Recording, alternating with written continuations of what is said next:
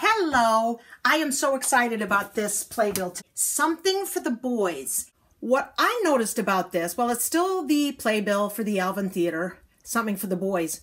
We are right in the middle now of World War II. If you look at our Chesterfield ad, we have a soldier there, like the Arrow shirt with a bulldog biting a Nazi. This is the show that I become personally connected, and I'll tell you how. I worked with Dodie Goodman at the Cape Playhouse in, I don't know, 2000 something, maybe 2000, I don't care, it doesn't matter. I was so excited about meeting Dodie because I knew that she had been in Something for the Boys. This was now the closest I personally had been to Ethel Merman. If I was in a rehearsal room with Dodie Goodman and Dodie had been in a rehearsal room with Ethel Merman, then I was sort of in the room with Ethel Merman, that kind of thing. This was her resume shot. This is Dodie's resume shot for a long time. This was on a poster backstage at the Cape Playhouse. It was taken by Chris Alexander, if that means anything to anybody. The other personal connection I have to it is the great Paula Lawrence. She sort of mentored me the last 4 years of her life. Merman, obviously, and Paula on stage in Something for the Boys.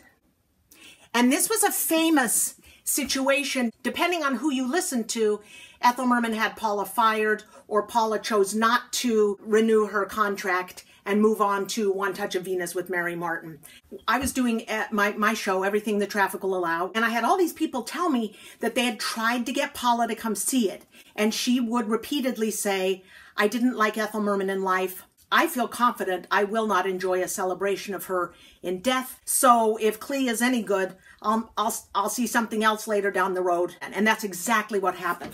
And Paula would not speak ill of Ethel Merman at all. After she died, I got my hands on this report, this piece that Paula had written called Cole Porter, Something for the Boys and Me. I think that this little passage here at the beginning is Paula in a nutshell. She's thanking Cole Porter, and she's on the committee to restore his birthplace. Says, it's the very least I can do from the man who introduced me to the magical world of Broadway musicals by writing a leading role for me opposite Ethel Merman in Something for the Boys. Here's how she describes Ethel Merman. An autodidact who never warmed up or practiced. She just beaded her eyelashes with hot wax melted in a spoon, shook out her curls, strode out on stage, and owned the theater. I just love it. I'm old enough that I've hooked up with these people. If I was any younger, I wouldn't have a chance to have met them. So, Something for the Boys. It opens January 7th, 1943. Oh, here's one of the war things. See, New York Defense Recreation Committee. If you have tickets that you can't use, consider giving them to the servicemen. And Loose Talk Cost Lives. The Alvin Theater has its little column of things, and air conditioned is here. Right, let's come in here to the title page. Look at the Alvin Theater. A couple of things have happened.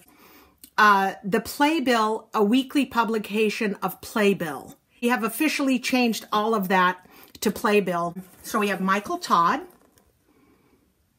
presents Ethel Merman, Something for the Boys, staged and lighted by Hazard Short, Cole Porter Songs. That it's not even music and lyrics by just Cole Porter Songs. Book by Herbert and Dorothy Fields. Book directed by Mr. Fields. Settings by Howard Bay. Dances by Jack Cole. And the costumes by Billy Livingston. Hazard Short. So now we have someone staging and lighting. This is one of the first times, I think Dorothy Fields and Herbert Fields are brother and sister, and they're now working together. So that's fairly new. And of course, Jack Cole, I'm going to just run by his bio really quick in a minute. Then we come over here to Blossom Heart. Once again, the dots take us all the way across. Yes. This musical basically, I mean, it's about three cousins who, Blossom and Chiquita and Harry, and they discover that they have all inherited hundreds of acres ranch in Texas, and they all have to share it, and they all have different ideas of what to do with it. Blossom, which is Ethel Merman, decides that part of the ranch should be a place for the servicemen's wives to stay. The authorities mistakenly get that confused as a house of prostitution, and it gets closed down at this very, very low point in her shenanigans. She starts receiving radio signals from her teeth, from the fillings in her teeth. Eventually her teeth save a plane in distress. It's terrific. And her name is cleared, and everybody basically lives happily ever after, somehow. Also was a song called by the Mississinawa, sung by two Indian squaws who live they share the same chief, and they sing a song about that. This was Ethel Merman and Paula Lawrence. This was their duet that's here in this picture. Obviously not okay by today's standards, but many books that you will read say this is one of the funniest things that ever happened on a stage. It's also the source of the feud that took place between them. Ethel didn't like that Paula started getting a lot of laughs, and the laughs were based on their staging. Lou Kessler was Cole Porter's sort of keep an eye on things guy. He was also Ethel Merman's accompanist. We talked about him last time. He staged this for just the two of them. And Paula was supposed to do exactly what Merman did. And one night, Merman's moccasin flew off into the audience. And so Paula let hers fly off into the audience. And this started some incident with braid swinging and her copying the braid swinging. The laugh would always fall here, a little bit bigger than here. And this got very mad. And then they're just very different kinds of performers and ladies. So we have Jack Cole doing the dances.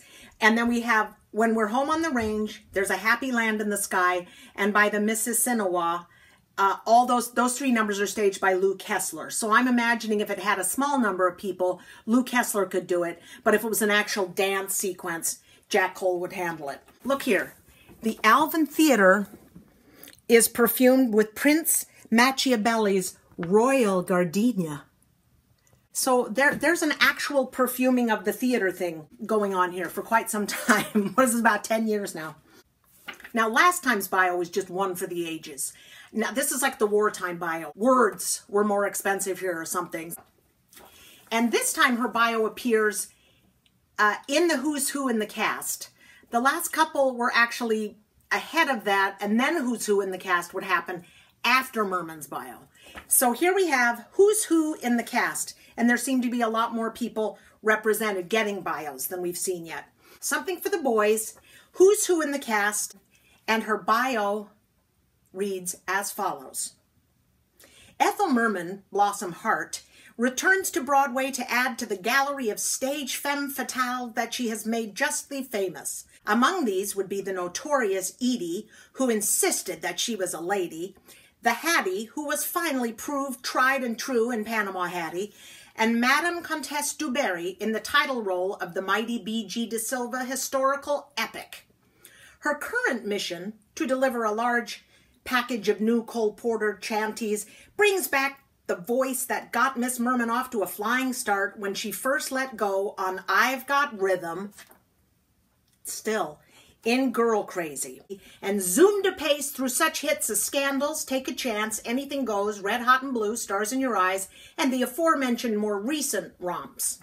The Hollywood side of the Merman ledger records participation in such film fare as Follow the Leader, We're Not Dressing, Kid Millions, Strike Me Pink, Alexander's Ragtime Band, and Straight Place and Show.